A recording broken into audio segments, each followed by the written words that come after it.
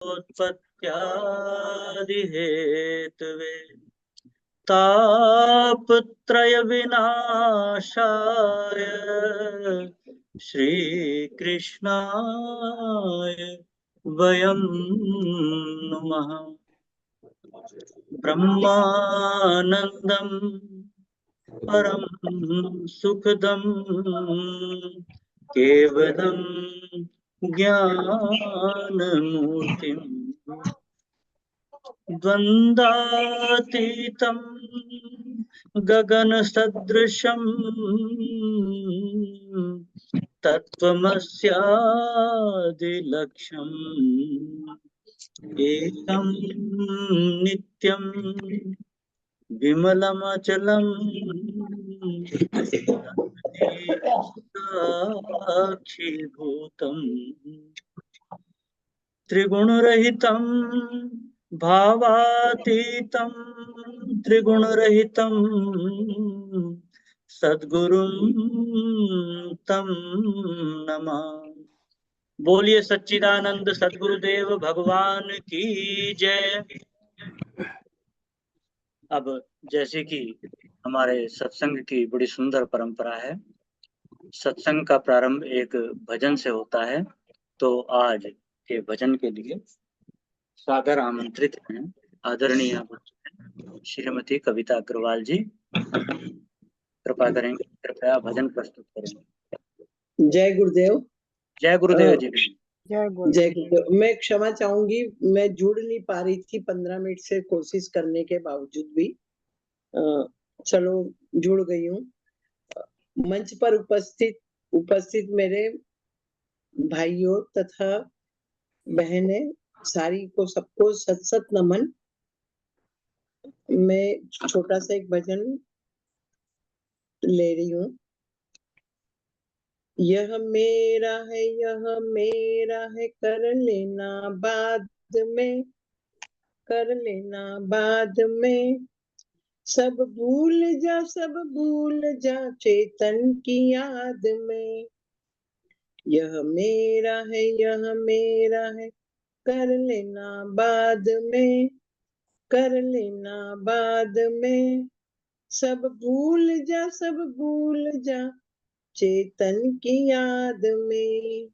सब भूल जा चेतन की याद में। स्वादों का स्वाद आत्मा सब स्वाद से भरा। स्वादों का स्वाद आत्मा सब स्वादों से भरा। ले स्वाद उसका हरदम जो है हरा भरा। ले स्वाद उसका हरदम जो है हरा भरा। धर आग अरे प्रेमी, धर आग अरे प्रेमी। दुनिया के स्वाद में, दुनिया के स्वाद में। सब भूल जा चेतन की याद में। सब भूल जा चेतन की याद में। यह मेरा है कर लेना बाद में, कर लेना बाद में। सब भूल जा चेतन की याद में। बाजों की नाद में जो, बाजों की नाद में जो तू रस है पा रहा।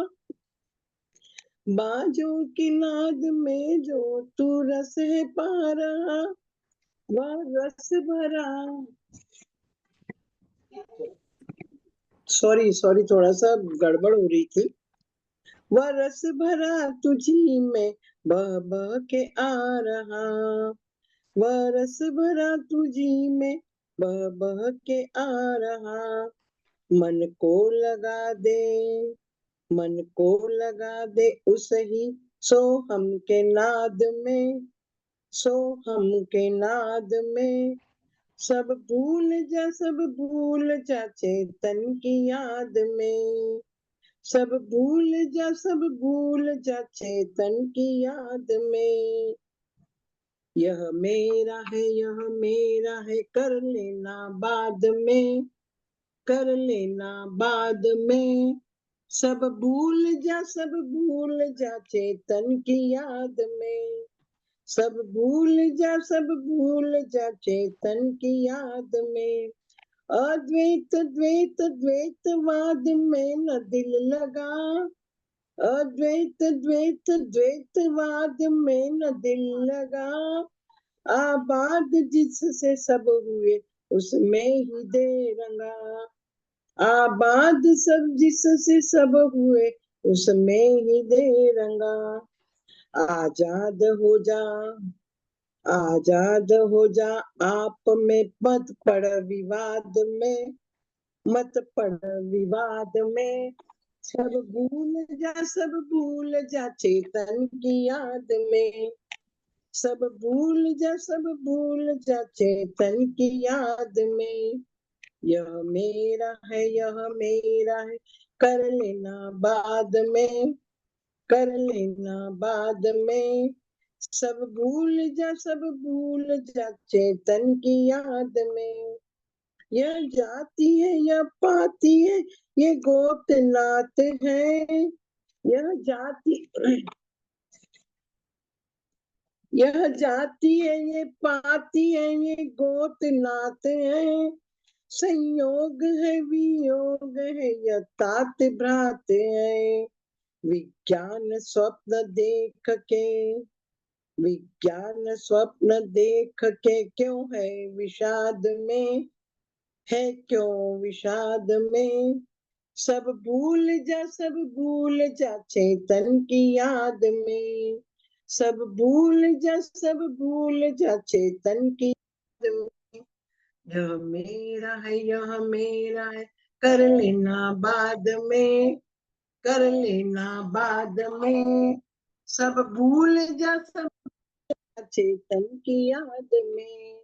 यह मेरा है कर लेना बाद में, कर लेना बाद में। सब भूल जा चेतन की याद में। सदगुरुदेव भगवान की जय, जय सच्चिदानंद भगवान की जय। अति जय सुंदर भजन। गुरुदेव जी, जय गुरुदेव बहन जी। बहुत सुंदर भजन था, बहुत ही सुंदर, बहुत सुंदर शब्द थे और ज्ञान से भरपूर, और गुरुदेव के अद्वैतवाद का पूरी तरह से निरूपण करता हुआ भजन, यह मेरा है, कर लेना बाद में, सब भूल जा चेतन की याद में। वही तो हमें करना है और उसी को करने के लिए गुरुदेव बताते हैं, स्वादों का स्वाद आत्मा, सब स्वादों से भरा, ले स्वाद उसका हरदम जो है हरा भरा, धर आग अरे ए प्रेमी दुनिया के स्वाद। बिल्कुल सही बात इसमें कही गई है कि संसार के से हमें विरक्त होना चाहिए, उसमें आसक्त नहीं होना चाहिए, और जो स्वादों का स्वाद है वो चेतन, वो आत्मा, उसी के स्वाद के लिए हमारे अंदर तड़प होनी चाहिए। और भी बहुत सुंदर-सुंदर इसमें ज्ञान की बातें हर हर स्टेंजे में आई हैं, जिसके लिए आपका बहुत-बहुत आभार, बहुत-बहुत धन्यवाद। और अब जय परंपरानुसार गुरुदेव, जय जय गुरु गुरुदेव भगवान, जय जय गुरुदेव जी। गुरुदेव। आज बहुत मेरा चालू नहीं हो रहा है, पता नहीं क्या प्रॉब्लम आ गया। अच्छा, कोई बात नहीं है, हो जाएगा। आवाज आपकी बिल्कुल साफ रही, आवाज आवाज बिल्कुल आपकी स्पष्ट बिल्कुल आई है, क्लियर कोई थी। दिक्कत हाँ, एकदम साफ आवाज थी। हाँ नहीं, ये दूसरा मोबाइल ली हूँ, मेरा वाला तो चालू ही नहीं हो रहा है। नहीं। तो अच्छा, उसमें बहुत बार-बार बच्चों का फोन आ रहा था। चलो हो गया पूरा। कैसे भी करके हो गया पूरा। जी, जी, बहुत धन्यवाद आपका। और अभी आज के प्रवचन के प्रसारण के लिए आदरणीय गुरु भाई श्री कुलदीप राय शर्मा जी से सादर प्रार्थना है, निवेदन है कि आज का प्रवचन सुनवाने की कृपा करेंगे। हाँ जी, अभी आज हम गुरु भगवान की अमृतमयी वाणी में श्रवण करने जा रहे हैं केनोपनिषद प्रवचन दूसरा, भाग भी दूसरा है, कल के कंटिन्यूशन में।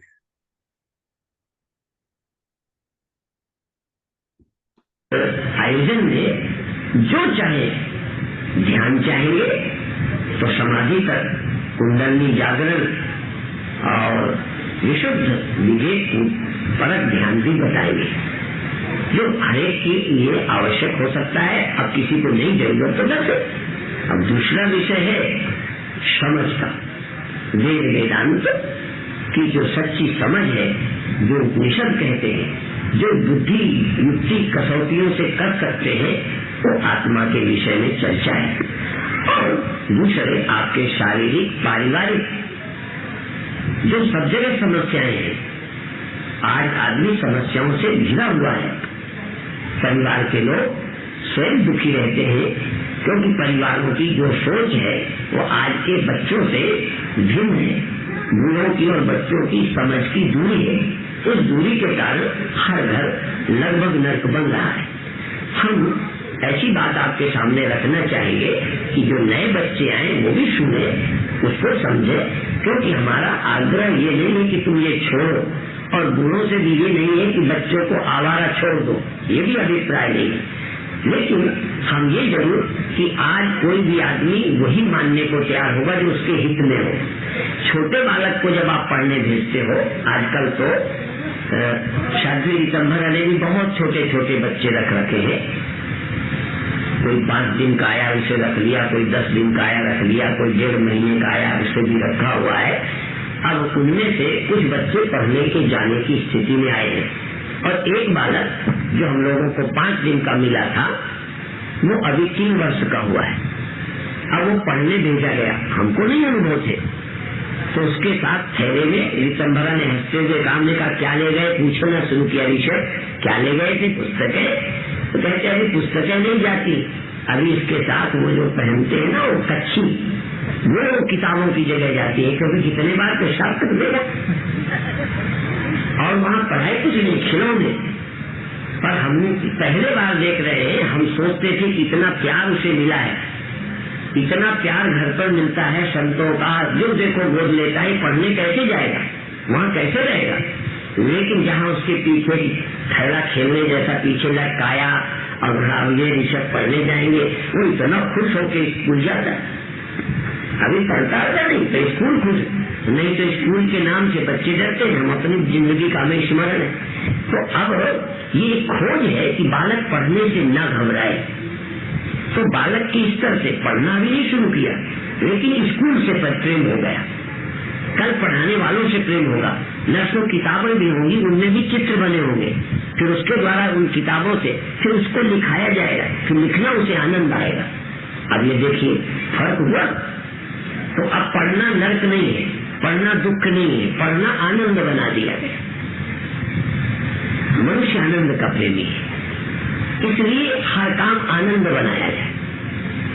यही हमारा चीज है कि आज कर्म और कर्तव्य परायणता मनुष्य के लिए नर्क और बोझ बन गया है। कर्म आनंद बनाना चाहिए, कर्म को खेल बनाना चाहिए। युद्ध भूमि नहीं, क्रीड़ा स्थल, खेल का मैदान। ये सृष्टि खेल का मैदान है, हम खेलने आए हैं, खेलें। ये अभिनय है सृष्टि, हम इसमें अभिनय करें, जो भी अभिनय करें अच्छा करें। जो हमें अभिनय मिल जाए, राम का मिल जाए, रावण का मिल जाए, जब अभिनय लेंगे तो अभिनय में तो रावण वही अच्छा जो रावण का पाठ अच्छा करे, राम भी जो राम का करे, जो विभीषण का, हनुमान का। पाठ में तो यही है। इसीलिए मैं भूल जाता हूँ, जहाँ टैगोर का है, किसका है कि एक बार रंगमंच में जब पाठ करने गए तो अपराध करने का पाठ था, जुल्म करने का, अन्याय करने का, आतताई का पाठ लिया। तो जब आतताई का पाठ लेने लिया तो इतना तो सुना, दर्शक ने जूता मारा जाके, उस मंच पर खेल करने वाले को जूता मारा, और सारे सभा में सनसनी बन गई, गाली जूता मार दिया, ये बड़ा मतलब ये फलाना, उनका गलती हो गई, माफ करो। कहीं गलती नहीं हुई, आज मेरे अभिनय का मुझे पुरस्कार मिला है। मेरा अभिनय इतना सही उतरा कि देखने वाले को ये भी ख्याल लगा कि तमाशा हो रहा है, खेल कर रहा हूँ, भूल गया। इससे अच्छा और क्या हो सकता है कि खेलने वाला इस ढंग से खेले कि लोग खेल न समझे। यही तो खिलाड़ी का है और यही है। तो ये सृष्टि ऐसे हम नाटक करें, ऐसे हम सच्चाई से खेलें कि लोग यही समझने लगे गरीब है, लोग समझने लगे ये मूर्ख है, लोग समझने लगे ये ऐसे हैं, और हो न मूर्ख, अंदर तो जो है सो रहे। तो सृष्टि खेल है, पर इसको खेलना सीखना होगा। कर्म आनंद है, लेकिन कर्म आज आनंद नहीं रहा, इसीलिए एक तबका कर्म का विरोध कर रहा है, एक तबका कर्म करना छोड़ रहा है, क्योंकि कर्म न करना बड़प्पन की पहचान बन गई है, आनंद नहीं है, सम्मान नहीं है।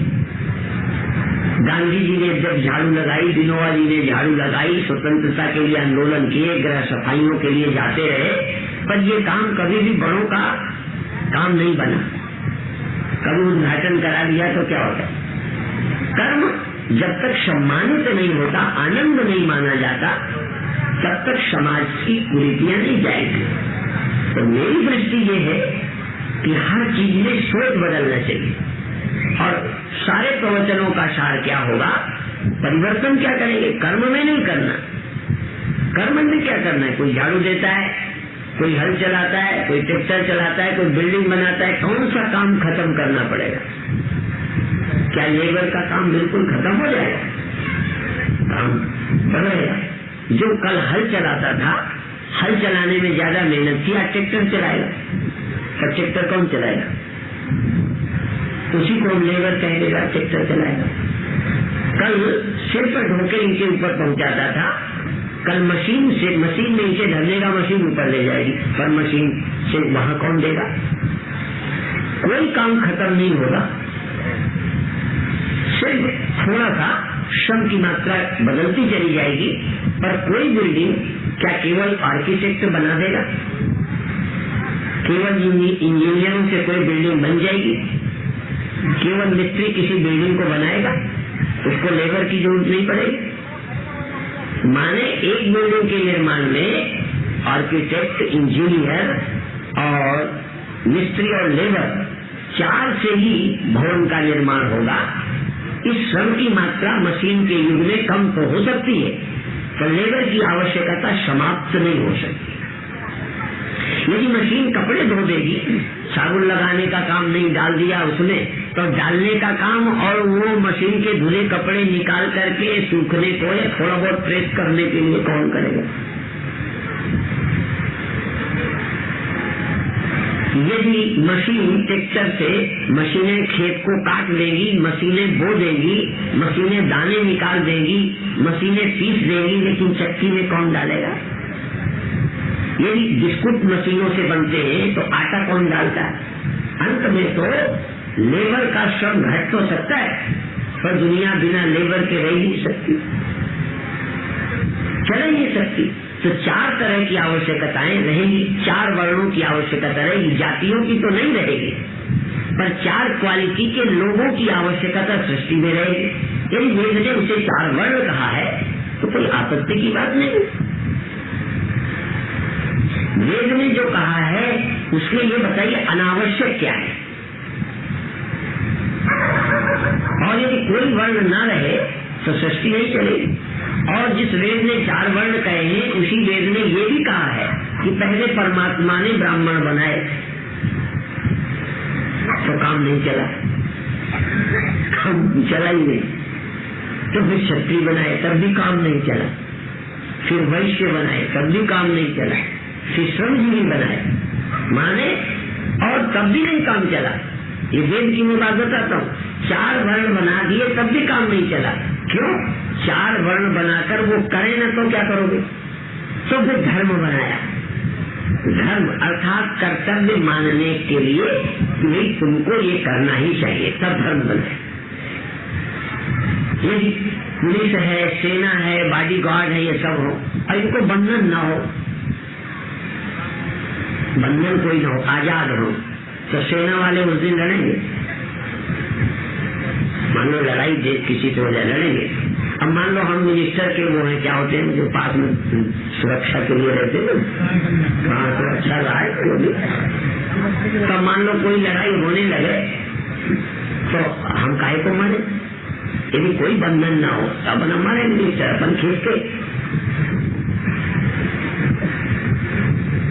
तो कहीं न कहीं कर्तव्य के लिए बंधन होगा, उसी का नाम धर्म है, धर्म का बंधन। धर्म के बंधन के बिना सृष्टि नहीं चल सकती। ये वैदिक धर्म की मैं बात कर रहा हूँ। इस धर्म को कोई शासन इनकार नहीं कर सकता। धर्म से निरपेक्ष होते ही समाज चल नहीं सकता। कभी हम लोग व्यंग में कहते हैं कहीं सूर्य प्रकाश निरपेक्ष हो जाए, ताप निरपेक्ष हो जाए, कहीं जल अपने जरूरत पतलेपन से रहित हो जाए, जम जाए सब जगह, तो खा पिएंगे। वस्तु कैसे अपने धर्म से निरपेक्ष होगी? मानव, पशु, गाय, भैंस, कुत्ता, बिल्ली, सांप, पेड़ पौधे सब अपने अपने धर्म पर चल रहे हैं। और एक बात मैं बता दूं, ये भी वेद की ही बताऊंगा और गीता से उसकी पुष्टि करूंगा और फिर व्यक्तिगत जीवन के लिए कहूंगा। वेद कहता है कि जब परमात्मा ने सृष्टि बनाई तो साथ में उसके चलाने के लिए धर्म बनाया कि सृष्टि चलती रहे। तो क्यों बनाया? मुझे हेतु समझ में, क्योंकि बिना धर्म के सृष्टि नहीं चलेगी, इसलिए बनाया। अर्थात शास्त्र ने आदेश दिया, शास्त्र ने बंधन दिया कि करना पड़ा। और ये क्यों? क्योंकि पशु धर्म का पालन करता है, पेड़ धर्म का पालन करता है, नदी धर्म का पालन करती है। उसी के लिए एक बात की और समझ लो, रामायण की चौपाई से। संत, वितक, सरिता, गिर, धरणी, परहित हेतु ईंधन की करनी। परहित सरित धर्म नहीं भाई। तो पेड़ परहित करता है, नदी परहित करती है, पेड़ पहाड़ जमीन परहित करती है। तो कोई इस्तेमाल करे, बेचारी तैयार है। पेड़ की लकड़ी चीरो, चौखट बना लो, पेड़ के फल खाओ, गाय को दूध लो, बैल को हल पे चलाओ, जमीन में जो चाहो बीजो, पौधे लगाओ, नदी का पानी इस्तेमाल करो, पहाड़ को तोड़ के कहीं लगा लो। तो वितक, सरिता, गिर, धरणी, परहित हेतु ईंधन की करनी, ये परहित के लिए। अब जीवित में एक कहा संत। संत माने स्वामी परमानंद नहीं, संत माने लाल कपड़ा नहीं, संत माने तिलक नहीं, संत माने चोटी और दाढ़ी भी नहीं। पर एक लक्षण किया, संत, वितप, सरिता, गिर, धरणी, परहित हेतु ईंधन की करनी। इनकी करनी परहित हेतु है, दूसरे के लिए। अब जिनकी करनी दूसरे के हेतु होवे, पशु को और नदी को, अब गाय दूध देती है, बैल हल पे चलता है। अब वो राजी से नहीं चलता, मनुष्य चला लेता है, बल्कि जरा समझना। परंतु क्यों चलता है ये भी बता दूं। बैल हल पे क्यों चलता है? ताकतवर है इसीलिए क्यों चलता है? ताकतवर तो कोई आदमी भी है, नहीं चले तो क्या करोगे?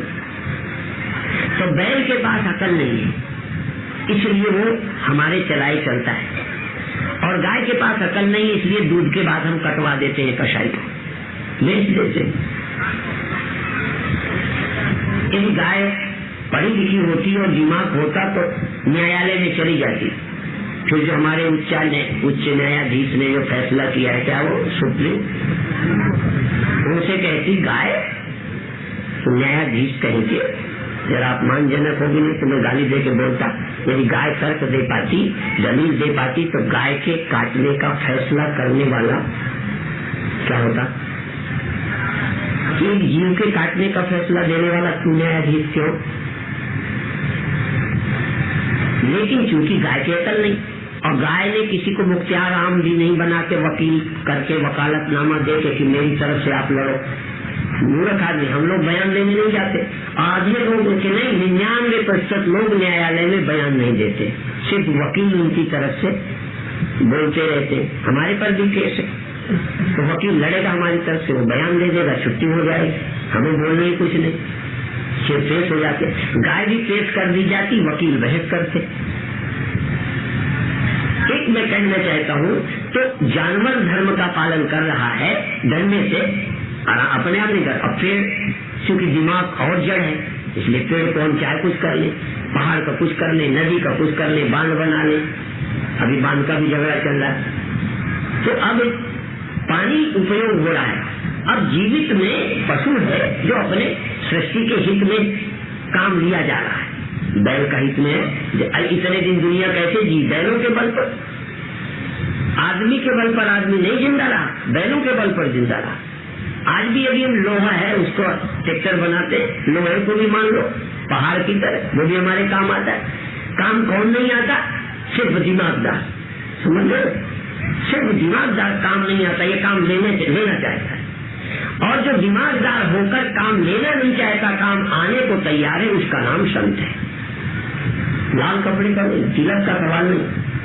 राम की सौगंध करके कोई कहे कि मैं दिमागदार होता हुआ, दिमाग मेरे अपने स्वार्थ के लिए नहीं है, दूसरे के लिए, मेरी बुद्धि भी जो आ गई, अब इस बुद्धि का उपयोग भी मैं लोगों के हित के लिए करूंगा। शक्ति तो है ही, दिमाग और है, बैल के पास शक्ति। और एक बात मैं और कहता हूँ, सृष्टि अच्छी चलानी हो, कुछ आप लोग इसको याद रख लेना। ये जीवन का समझो सूत्र है, आज की समस्याओं के लिए भी सूत्र है, पर कठिन बहुत है। मैं एक प्रश्न पूछा करता हूँ कि यदि बैल के पास दिमाग आदमी का जितना आ जाए, शक्ल ऐसी हो, कंधा ऐसे ही हो, शिंग ऐसे ही हो, पैर ऐसे ही हो, हलने चलने की योग्यता क्षमता तो यही हो, पर दिमाग और हो। गाय के पास भी दिमाग हो, भैंस के पास भी दिमाग हो। ईमानदारी से बताइए, और जीव जंतु, ऊंट है, घोड़ा है, हाथी है, इन सब के पास मनुष्य जैसी अकल भी हो, तो काम आज से ठीक चलेगा कि गड़बड़ हो जाएगा? आप बताओ, झूठ नहीं बोलो। मैंने दिमाग आते गड़बड़ हो जाएगा कि नहीं? अब वही बात मैं कहना चाहता हूँ, जो वेद ने हम आदमियों को 4 भागों में बांटकर दुनिया अच्छी चला रहे थे चैन से, समझे? तो जैसे जानवरों में दिमाग आते ही एक समस्या पैदा होगी, यार तुम ही चलो, हम भी जिएंगे, तुम भी जियोगे, मिलजुल के काम चलाएं। फिर बैलों के साथ, भैंसों के साथ, जानवरों के साथ, घोड़ों के साथ हम शोषण न कर पाते, पर कहीं न कहीं एक दूसरे से प्यार से समझौता करके हमारा काम चलता। आज वही स्थिति हो गई। पहले चाहे हमें समझो कि 4 वर्णों में एक थोड़ा कम अकल का था, या कम अकल का नहीं था, कम अकल का रखा गया। फिर समझो, कम अकल का रखा गया, पढ़ने नहीं दिया गया। उसके पीछे ये क्यों था? अब वो पढ़े, अब बगावत हो गई, अब विद्रोह हो गया, हम क्यों करें? अब ऐसी स्थिति में क्या होगा? यदि ज्यादा विद्रोह चलता रहा तो आदमी मरेगा, अच्छा काम नहीं चलेगा। और यदि तुम रोग दिखाओगे तो काम नहीं चलेगा। और मैं प्रैक्टिकल है ये बात। बैल को अकल हो जाए तब रोग से तुम नहीं होकर चला सकते, तो हाथ जोड़ कर चलाना पड़ेगा, या कहना पड़ेगा भैया वेद कहता है तो मिलजुल करके काम चलाएं, परस्परम भावनता श्रेया परम अवसर। हम मिलजुल कर चलेंगे तो राष्ट्र का काम चलेगा। इसलिए हम सब वर्ण, सब आश्रम के लोग, सब समाज के लोग, हम प्रेम से रहे, सूझबूझ से रहे, तो राष्ट्र का भी भला होगा और उसी में हमारा भला। दोनों मिलकर खेती करेंगे तो भूसा भी होगा, दाना भी होगा। भूसा तुम्हारे काम आ जाएगा, दाना हमारे काम आ जाएगा, मिलते रहेंगे, यही ना होगा। तो श्रमजीवी और बुद्धिजीवी मिल के काम करें। और अंत में एक उदाहरण और देता हूँ, हमारे इतने अंग हैं, झूठ नहीं बोलिएगा, पैर है, हाथ है, सिर है, धड़ है, ये सब मिल के हमारा काम चलता है। इनमें से दोनों हाथ न हो तो कोई प्रॉब्लम आ जाएगी कि नहीं? झूठ नहीं बोलना। मान लो हाथ रहे, दोनों पैर न हो तो कठिनाई होगी कुछ की नहीं? इसमें से कौन, मान लो 2 आंखें कम हो जाए तो कोई भी अंग इनमें से जो बहुत जरूरी है घटा दिया जाएगा तो दिक्कत आएगी। अब सब अंग तो हो, पर सब अंगों के मालिक अलग अलग हो। अभी इन सब अंगों का मालिक कितने? एक है, इसलिए सब काम चल रहा है। मान लो आंखें, आंखों का मालिक और हो, पैरों का और हो। और इसके लिए एक उदाहरण देता हूँ।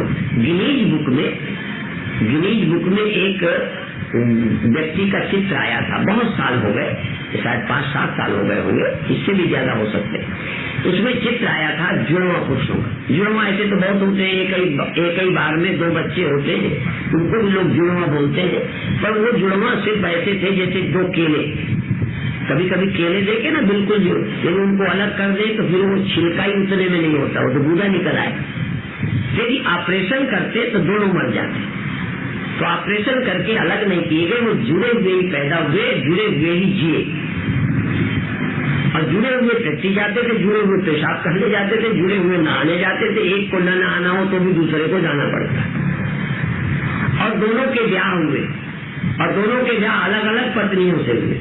अब वो अपनी पत्नी के पास जाएगा तो उसको मजबूर होकर उसके साथ रहना ही पड़ेगा।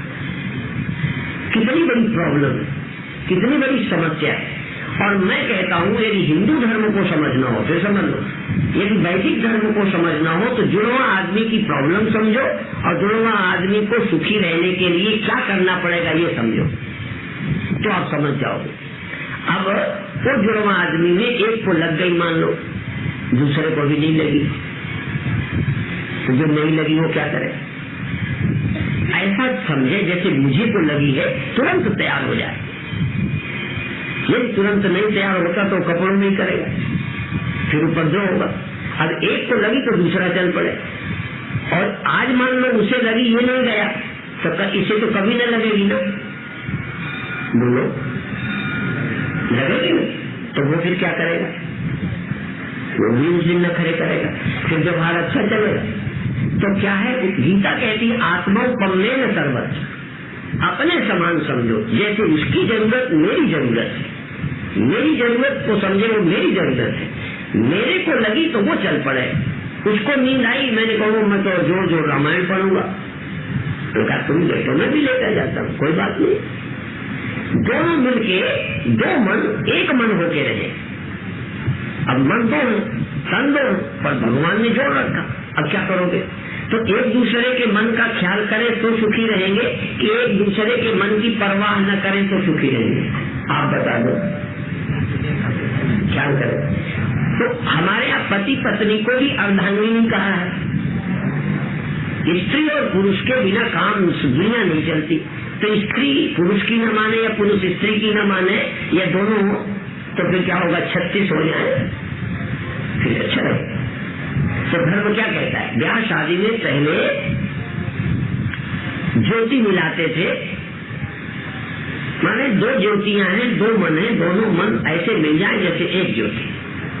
वो दोनों आदमी एक ज्योति के होके रहे, एक मन वाले हो जाए, 2 मन वाले एक मन के हो जाए। जैसे एक ही मन है, दोनों का मन एक ही, ये चाहे तो ये चाहे, ये चाहे तो ये चाहे, ये जाए तो वो जाए, वो जाए तो वो जाए।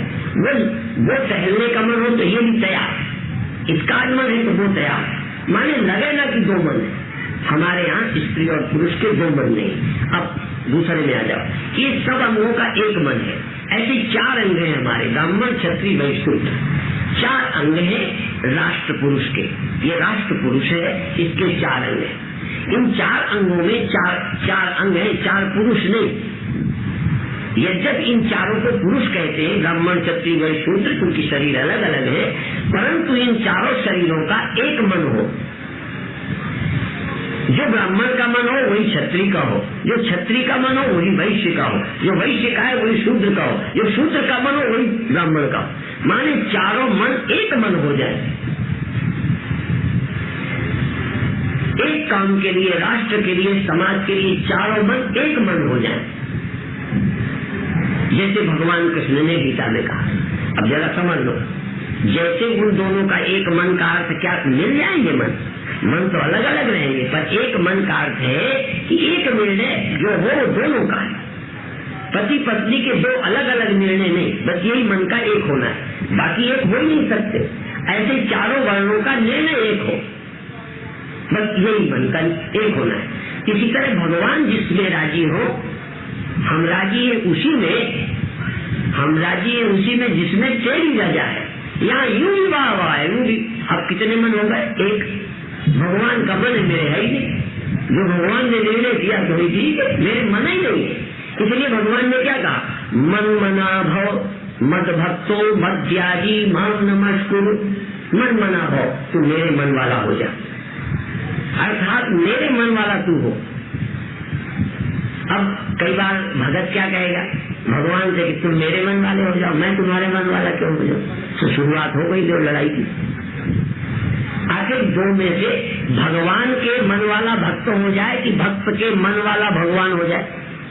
फिर भगवान क्या कहते, यो यथा माम प्रपद्यन्ते तां तथैव भजाम्यहम्। कि तू मेरे मन वाला होगा तो मैं बताता हूँ मैं भी तेरे मन वाला हो जाऊंगा। और तुमने नखरा किया कि मैं क्यों हो जाऊं, तो फिर मैं भी कहूँ मैं क्यों हो जाऊं। शुरुआत तो भी कहते हो। अब मान लो दो में से भगवान के मन वाला पहले हमें बनना चाहिए कि पहले भगवान हमारे मन के बन जाए? हमारी तरफ से होना चाहिए। इसी तरह हमारे यहाँ पत्नी पति के मन की हो जाए। पति जो निर्णय करते हैं ठीक है, मालिक जो निर्णय करता है सेवक तैयार, भगवान जो निर्णय करते हैं भक्त तैयार। ये हमारी भारतीय सोच है। यदि ये हम कर ले तो दुनिया स्वर्ग बन जाएगी। एक विषय आज रखा और मुझे पता भी नहीं है कि कितनी देर बोलना। आज पहला दिन है, मैं यही समाप्त करूंगा। सूचनाएं सुन लेंगे। हमारे विद्वान संत ये आए हुए हैं, ये रामायण भी बोलते हैं, गीता भी बोलते हैं, काके भी बोलते हैं, जो मुझे नहीं आता। जो मेरी कमी है उसकी पूर्ति ये करेंगे।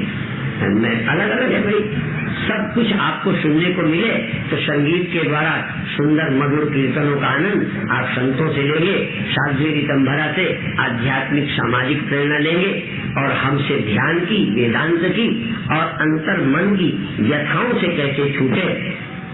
और ये हमने कई से सुना है कि कथा मानसिक व्यथा समाप्त करने के लिए होती है। तो आप मानसिक पीड़ाओं से छुटकारा पा जाएं और मानसिक पीड़ाओं से छुटकारा पाते ही सब अपने आप स्वर्ग, अपने आप सुख। क्यों? ये करने का तरीका बदल जाता है। समाप्त करते करते जो मेरे सोच का है, जैसे अभी मैंने कर्म का विषय उठाया है, यद्यपि ये बात कई बार आप सुन चुके होंगे, लेकिन फिर भी एक बात है जिसको हम अगले प्रवचनों में क्लियर करेंगे। पर एक बात सुन लें कि एक बार एक मंदिर का निर्माण हो रहा था। अब देखो फर्क कहाँ होता है। तो तमाम लेबर पत्थर तोड़ने में, पत्थर ढोने में, मेटीरियल में सब लगी पड़ी थी। संतों ने एक जगह खड़े होकर पूछा किसी सज्जन से कि भैया क्या कर रहे हो?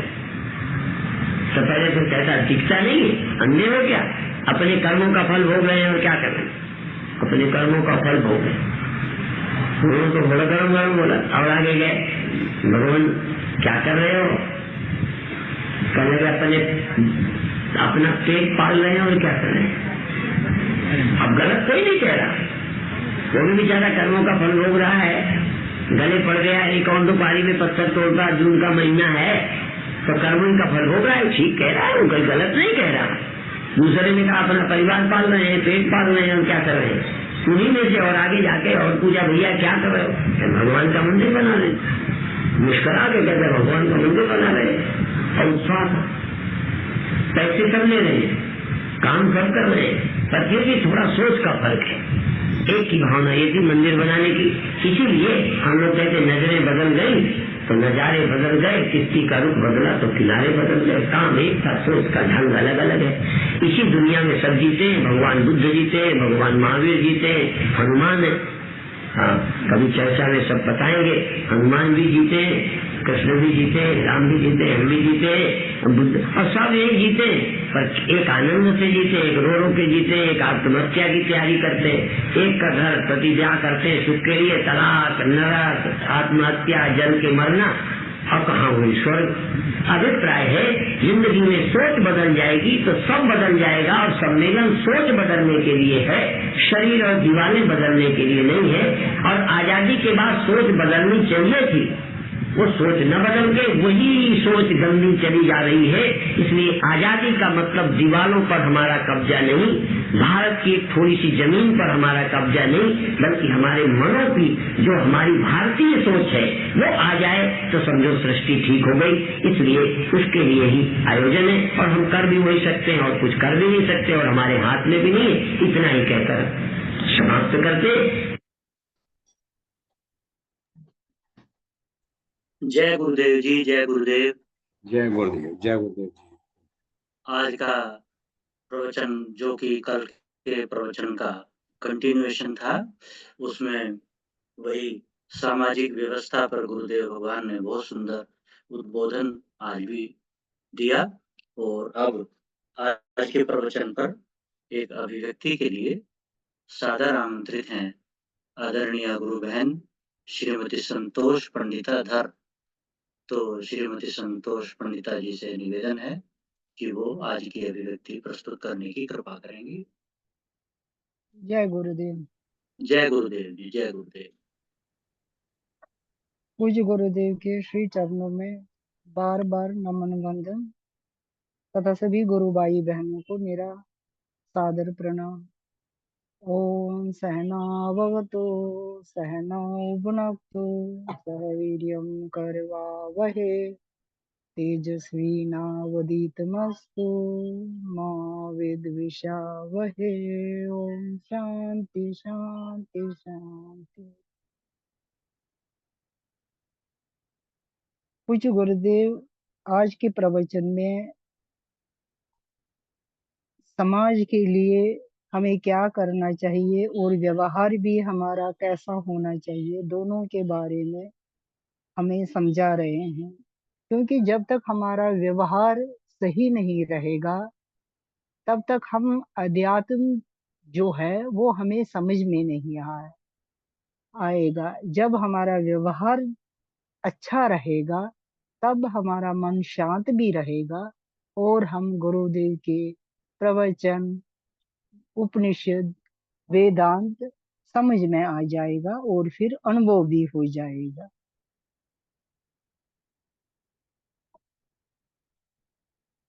जैसे पूज्य गुरुदेव बता रहे कि व्यवहारिक चीजें भी अपनी जगह है, अपनी जगह बोली जाती है, उनका भी अपना महत्व है। जैसे किसी ने पूछा कि कितने वर्ष का हूँ, उन्होंने बताया कि 60 वर्ष का हूँ या इससे ऊपर। और अगर आत्मा के बारे में पूछा तो क्यों कह रही मैं यंग हूँ, क्योंकि आत्मा न बूढ़ी होती है न जवान होती है, न मर जन्मती है न मरती है।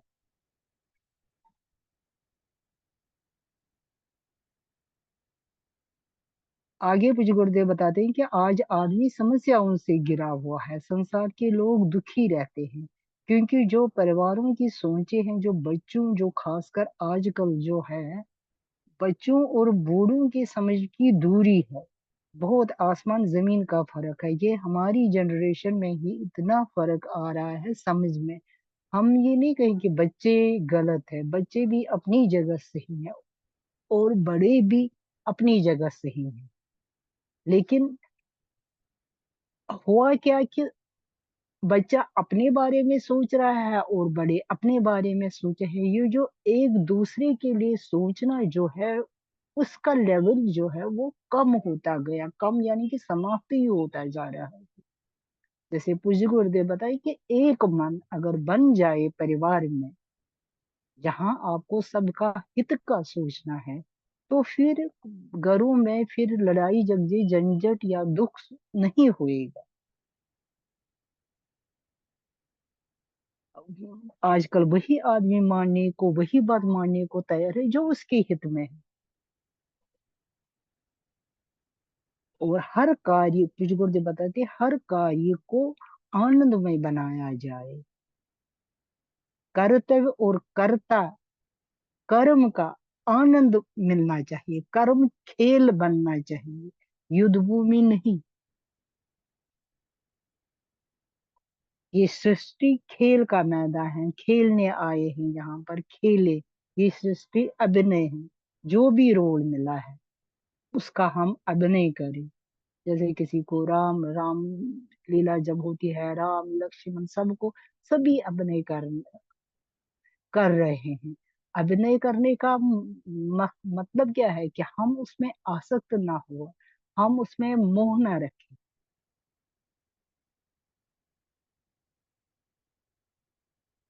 तभी हम अभिनय कर पाते हैं। नहीं तो गृहस्थ में भी ये करना भी बहुत मुश्किल है। लेकिन जब हम गुरुदेव के वचनों को वैराग आ जाएगा, हमें छोड़ना नहीं है, गृहस्थी नहीं छोड़नी है, लेकिन अभिनय करना है।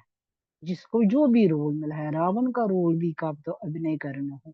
ये नहीं कि हम रावण का रोल नहीं करेंगे, जिसको जैसा अपने कर्मों के हिसाब से जो भी रोल मिला है, जैसे पूज्य गुरुदेव बताते हैं कि किसी को अपराध करने का रोल मिल गया, उसने जूता मार दिया और उसको उसी में पुरस्कार मिल गया, नहीं तो वो रोल अपराध का था, पुरस्कार क्यों देना था, लेकिन उसने अभिनय किया, जो भी उसको मिला। ऐसे ही पूज्य गुरुदेव बताते हैं कि सृष्टि खेल है, कर्म करने में आनंद करो, वो तभी आनंद हमें तभी मिल जाएगा जब हम अपना अभिनय सही करेंगे, उसमें आसक्त नहीं रहेंगे। जैसे कर्म को जो बताए हैं, कर्म को सम्मानित होने की चाह नहीं रखती है। हम क्या करते हैं, हम कर रहे हैं जो भी काम करते हैं, जैसे हम आश्रमों में भी जो भी काम करते हैं कि वो सम्मानित हो जाए, ठीक है, सम्मानित हो जाए तो बुरी बात नहीं है, लेकिन उसमें आसक्त इच्छा ना रखिए। जैसे भगवान गीता में भी पूज्य गुरुदेव बताते हैं, तो कर्म कर फल की इच्छा मत कर, इससे हम क्या हो जाएगा, इससे हम शांत हो रह पाएंगे। आगे पूज्य गुरुदेव ये भी बताते हैं कि जैसे श्रम लेबर का जो है वो काम कम हो गया, लेकिन उनका काम खत्म नहीं हुआ। जैसे कपड़े मशीन धोती है, उनमें डालेगा कौन, मतलब ये भी हमें देखना है कि क्या चल, पूज्य गुरुदेव सारी बातें बताते हैं कि हो क्या रहा है। मजदूर जो है, मजदूर का काम जो है वो कभी समाप्त नहीं हो, कम होएगा, घट जाएगा, लेकिन समाप्त नहीं हो सकता है। जैसे वेद ने ब्राह्मण, क्षत्रिय, वैश्य, शूद्र ये चार बनाए हैं, और इनके लिए फिर आगे धर्म बनाया, क्योंकि अगर धर्म से क्या होगा, धर्म से वो बंधन में आ गए। जैसे पूज्य गुरुदेव बताते हैं, अगर कोई सैनिक है, वो सैनिक पर बॉर्डर पर खड़ा रहेगा तो कुछ नहीं करेगा, अगर उसका धर्म पता नहीं है, कि बंधन नहीं है कि मुझे क्या करना, वहां से लड़ाई होगी, वो कुछ नहीं लड़ेगा। कर्तव्य के लिए बंधन होगा, उसी का नाम धर्म है। जैसे पूज्य गुरुदेव बताते हैं कि ये तो आदमी है, जिसकी जितनी ज्यादा बुद्धि है वो निरपेक्ष हो जाता है, नहीं तो पेड़ पौधे, बिल्ली, पशु पक्षी अपना अपना धर्म निभा रहे हैं। वो धर्म वो नहीं कि इसको देना है, उसको करना है, जैसे जमीन है, इसको बीज बोने देगी, उसको नहीं देगी, अपना स्वधर्म कर रहे हैं, अपना अपना धर्म निभा रहे हैं। ऐसे ही पेड़ पहाड़ पहाड़ नदी, वो भी अपना धर्म निभा रहे हैं। और बैल हम चलाते हैं, लेकिन उसको भी मुझे को बताया कि ट्रैक्टर कौन चलेगा, चलाएगा, उसके लिए तो आदमी चाहिए।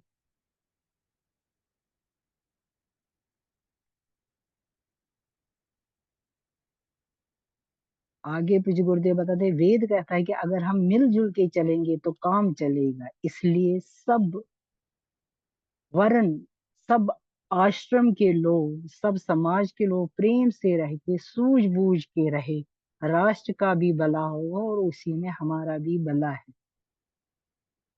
ऐसे ही शरीर के बारे में कुछ गुरुदेव बताया कि हमारे शरीर में कितने अंग है, अगर हर एक अंग का अलग अलग मन होगा, अलग अलग मालिक होगा, तो फिर कैसे चलेगा, एक ही मन है तभी तो ये रह पाता है। इसलिए वैसे ही पूज्य गुरुदेव बताते कि गृहस्थ में भी एक ही मन रखो, एक ही लक्ष्य रखो, जो सबका भला हो। ऐसे ही आश्रम में, सम्मेलनों में भी एक ही मन होना चाहिए, एक ही लक्ष्य होना चाहिए, तभी तो हमारे लिए भी अच्छा है, सबके लिए अच्छा है। और अगर हम एक दूसरे के बारे में हम सोचे, ये नहीं कि अपने सिर्फ बारे में, दूसरे के बारे में सोचे, जैसे कुछ बुद्ध बताइए, एक को नींद आई है और दूसरा रामायण पढ़ रहा है। ये सूझबूझ, जब हमारा व्यवहार सही रहेगा, तब हम शांत रहेंगे, तभी हम अध्यात्म की ओर चल सकते हैं, तभी हमारा ये जो ज्ञान है ये हमारे भीतर जा सकता है। एक दूसरे के मन का ख्याल करेंगे, वो कब हम ख्याल कर सकते हैं, जब हम ये भाव रखें, मैं आत्मा हूं और उसमें भी वही शक्ति है। अगर मैं उसको दुख दूंगा तो फिर, क्योंकि आत्मा मुझ में भी उसको भी लगेगा, एक ही है।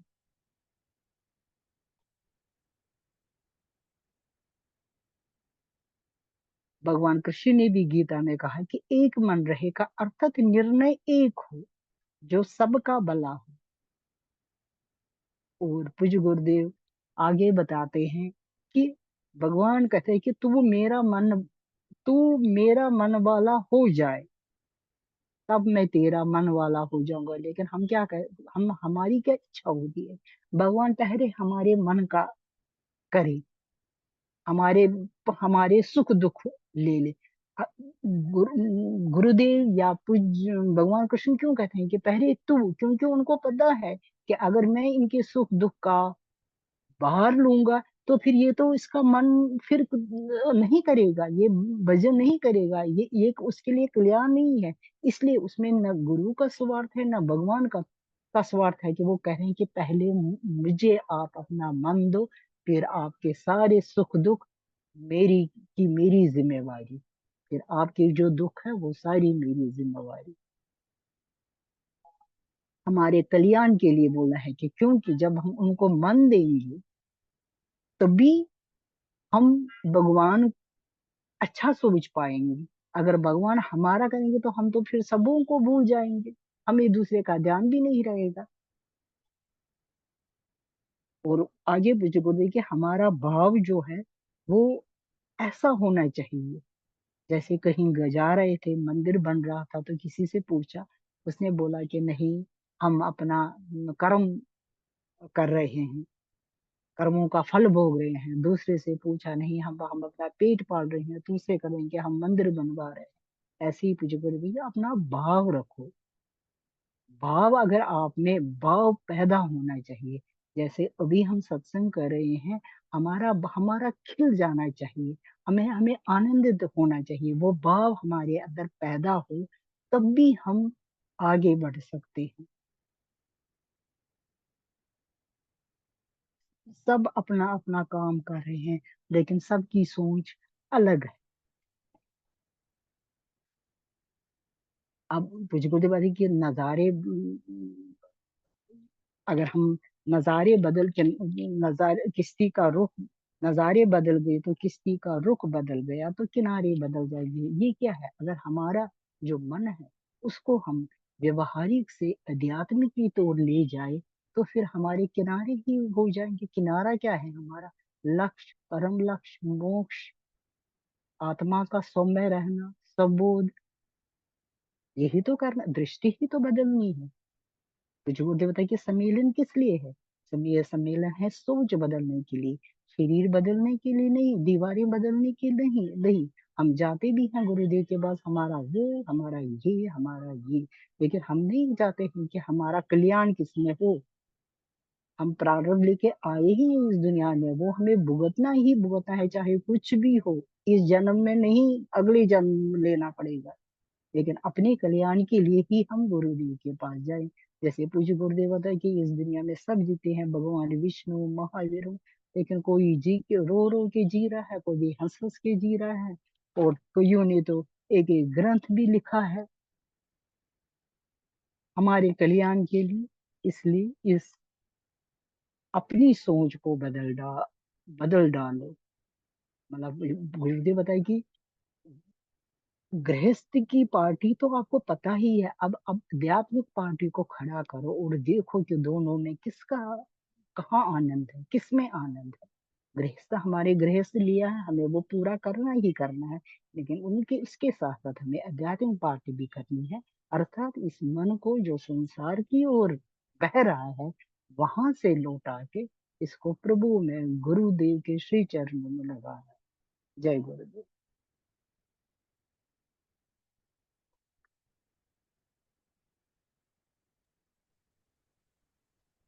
जय गुरुदेव। जय गुरुदेव बहन, जी। बहुत बहुत धन्यवाद। आपने बहुत सुंदर अभिव्यक्ति दी है और गुरुदेव भगवान के प्रवचन को बहुत सरल ढंग से प्रस्तुत किया, समझाया, और जो कुछ गुरुदेव बताना चाहते थे उसको आपने बहुत सुंदर शब्दों में अभिव्यक्त किया। आपका बहुत बहुत आभार, बहुत बहुत धन्यवाद। अभी हमारे पास बहुत ज़्यादा समय तो नहीं है, लेकिन थोड़ा है, तो उसका लाभ उठाने के लिए मैं आमंत्रित कर रहा हूँ आदरणीय गुरु भाई श्री कमल किशोर पांडे जी को कि बचे हुए समय में अपने विचारों से अवगत कराने की कृपा करेंगे और उसके उपरांत आज के कार्यक्रम का समापन भी करने की कृपा करें। श्री कमल किशोर पांडे जी। कमल किशोर पांडे जी है क्या? थे तो अभी पता नहीं, शायद अब नहीं, नहीं अभी है, नहीं है, अभी नहीं है। चले गए हैं वो अभी। अभी कमल किशोर पांडे जी हमारे साथ नहीं जुड़े हुए हैं सत्संग से, तो आदरणीय नागपाल जी से निवेदन है कि थोड़ा सा वो आज के प्रवचन पर, जो कि बहुत सुंदर समाज की व्यवस्था के ऊपर गुरुदेव ने दिया, यदि उनका स्वास्थ्य अलाउ करता है तो उनसे करबद्ध निवेदन है कि थोड़ा सा कुछ उद्बोधन देने की कृपा करें और फिर उसके उपरांत कार्यक्रम को समापन करने की भी कृपा करेंगे। बोलिए गुरुदेव भगवान की जय। जय। यद्यपि मैंने गुरुदेव भगवान का प्रवचन थोड़ा ही सुना है, पर मूल रूप से जो गुरुदेव ने समाप्त किया है वो बहुत इम्पोर्टेंट चीज़ है कि आप रामायण की कथा सुनो, भागवत की कथा सुनो, अच्छा है, बहुत अच्छा है। लेकिन अगर मानसिक रोगों को, मानसिक वेदनाओं को अगर तृप्त करना है, मानसिक रोगों से आपको निजात पानी है, ऊपर उठना है, तो फिर हमारा प्रवचन सुनो। हमारे प्रवचन मानसिकता के जो रोग हैं, जो मन जो लौकिक जगत के आकर्षणों में आसक्त होकर दुखी सुखी हो रहा है, उससे अपने आप को कैसे बचाया जा सकता है, कैसे अपने आप को सुरक्षित रखा जा सकता है, गुरुदेव भगवान कहते हैं कि आप हमारी बातें सुनो और हमारी बातें सुनकर जीवन में उसका आचरण करो। निश्चित रूप से गारंटी के साथ कहते हैं कि मानसिक रोग जब विकृतियां, मानसिक विकृतियां जब निकलती हैं तो एक नई दिशा अपने आप बनने लगती है। बदलनी नहीं पड़ती, दिशा बदलने के लिए कोई प्रयास नहीं करना पड़ता। केवल गुरुदेव के प्रवचन सुनो और सुनकर थोड़ा सा मनन चिंतन करो तो निश्चित रूप से हमारा जो चिंतन शैली है वो लौकिक जगत से हटकर अध्यात्म की ओर निश्चित रूप से होती है। और मानसिक विकार जब दूर हो जाते हैं तो निश्चित रूप से जो हमारी आध्यात्मिक शक्ति है उसका अपने आप सृजन होता है, वो अपने आप सृजित होती है। आध्यात्मिक शक्ति का सृजन होता है और जब आध्यात्मिक जो शक्ति है उसका सृजन होता है तो बहुत सारे ऐसे अद्भुत अनुभव होते हैं जिनकी कल्पना हम किसी भी सुख से नहीं कर सकते। लौकिक जगत का कोई सुख ऐसा नहीं जिससे हम उसकी उस अलौकिक सुख, अलौकिकता का, आध्यात्मिक अलौकिकता का अनुभव कर सके। तो गुरुदेव भी यही अंत में यही कहा कि दिशा बदलते हैं तो दशा बदल जाती है, कश्ती का रुख बदलता है तो किनारे बदल जाते हैं। किनारे निश्चित रूप से ये तभी बदलते हैं जब हम अपने अंदर एक एफर्ट मेकिंग, हमारे अंदर ये एक परिकल्पना परिपक्व हो जाए कि अब मैंने संसार देख लिया है, संसार को देख लिया और मुझे अब संसार नहीं चाहिए, केवल और केवल मुझे अध्यात्म चाहिए, आप परमात्मा चाहिए, आत्मा चाहिए, परमात्मा चाहिए।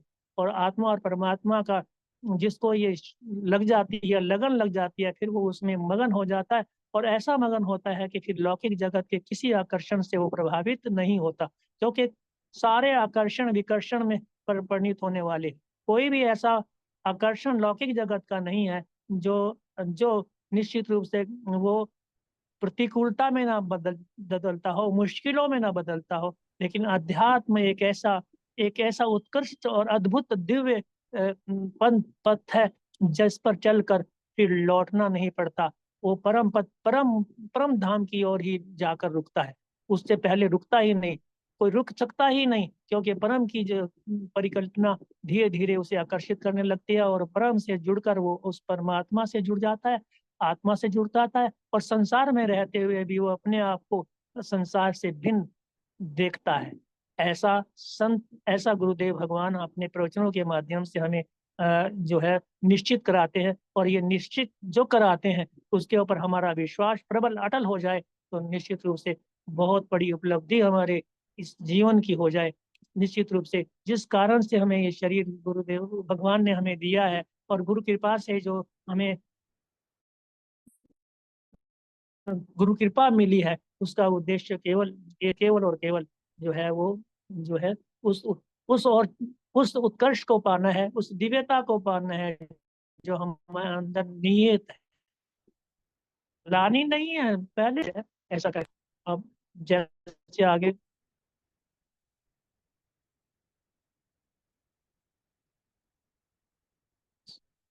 समापन मुझे करना जी है क्या? नागपाल जी। जी हाँ जी, हो गया। हाँ जी। हाँ जी, हाँ जी, बहुत अच्छा है। और हाँ, समापन ये, मुझे करना है क्या आपकी? हाँ आप ही करेंगे। तो एक बात मैं कह रहा था नागपाल जी, अभी आज गुरु भगवान ने जुड़वां भाइयों के जी, एक उदाहरण बताएं। दिया। उन्होंने कहा, गुरु भगवान ने ये भी हाँ बताया जी। कि अगर ये अध्यात्म को समझना है, वैदिक धर्म को समझना है, तो फिर वो जुड़वां भाइयों की समस्या को समझना जरूरी है। जुड़वां भाई का मतलब एक दूसरे की समस्या। और ये इसके ऊपर मेरे को एक बात याद आई कि भगवान कृष्ण और अर्जुन भी एक बार इस पूर्व जन्म में जुड़वां भाई थे, और कैसे समस्या समझते थे एक दूसरे की, कैसे एक दूसरे के लिए कर्म करते थे, और कैसे उन्होंने करण करण का वध किया, वध करने की कोशिश की। हुआ तो नहीं, लेकिन कोशिश की उसकी। तो ये चीज भी हम जानेंगे तो इसे बहुत अच्छा लगेगा। कल का प्रवचन छोटा है, तो उसमें ये प्रवचन, ये इस कथा को हम साथ ले लेंगे अगर हो सका तो। ठीक है। हाँ जी, हाँ जी नागपाल जी। बहुत बहुत धन्यवाद, बहुत बहुत धन्यवाद। आदरणीय गुरु भाई श्री नागपाल जी ने आज बहुत कम सुना, लेकिन फिर भी बहुत बड़ी प्रेरणा हम लोगों को दी, और वो सदैव हमारे लिए इसी तरह प्रेरणा के स्रोत बने रहेंगे। ऐसी इसी आशा के साथ उनसे निवेदन है कि आज के कार्यक्रम का समापन करने की भी कृपा करेंगे। बोलिए गुरुदेव भगवान की जय। है। ओम गुरुर्ब्रह्मा गुरुर्विष्णु गुरुर्देवो महेश्वरा, गुरुर् साक्षात् परब्रह्म तस्मै श्री गुरुवे नमः। ध्यान मूलम गुरुर्मूर्ति, पूजा मूलम गुरुपदम, मंत्र मूलम गुरुर्वाक्यम, मोक्ष मूलम गुरु कृपा। बोलिए गुरुदेव भगवान की जय। आज के आनंद की जय। जय। और नमो नारायण, नमो नारायण, नमो नमो नारायण। नारायण, नमो नारायण, नमन सबको, नमन वंदन अभिनंदन सबका, प्रणाम। आपको नमो प्रणाम। नारायण। आपको प्रणाम जी। नमो नारायण।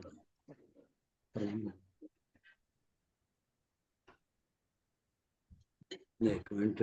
हो गया?